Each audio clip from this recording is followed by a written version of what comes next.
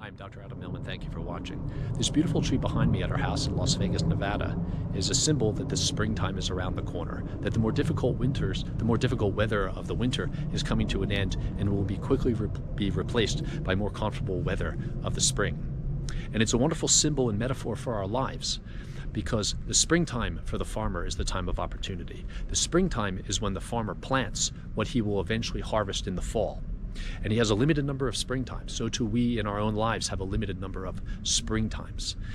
If the farmer wishes to have a crop in the fall, he must plant in the spring. He must plant a seed in the spring, but then cultivate what he plants in the spring all throughout the summer, all the difficulties that may come if he wishes to have a crop in the fall.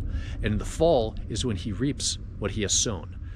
A product of what he has planted and what he has taken care of, that is what he will yield in the fall. That is what he will harvest. He will reap what he has sown. And in our own lives, if we are unhappy with the crop that we have, socially, economically, emotionally, spiritually, financially, we may need to look back to see what we have sown in our springtimes, the kind of seeds that we have planted, the type of ideas we've planted in our minds, what ideas have been planted by other people in our minds, people that may not have our best interest in mind, and how we've taken care of those ideas, the seeds that have been planted, our daily activities, disciplines, or lack of activities, lack of action, lack of discipline.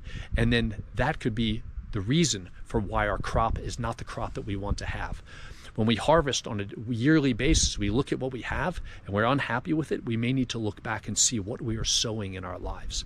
Springtime is a time of opportunity for the farmer, and we should realize that in our own lives, we have a limited number of springtimes. We have a limited number of opportunities to get started on accomplishing the goals that we would like to accomplish. Each one of us has been allotted by the Almighty a certain number of springtimes, a certain number of years to get started on things that we wish to accomplish. So if you have an idea, get started. Just because the spring comes after every winter for thousands and thousands of years doesn't mean that in our own lives we have an infinite number of springtimes to get started on our ideas.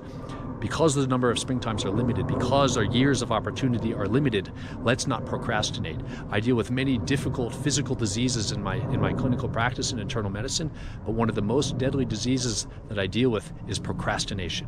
Procrastination and maybe also cynicism, skepticism.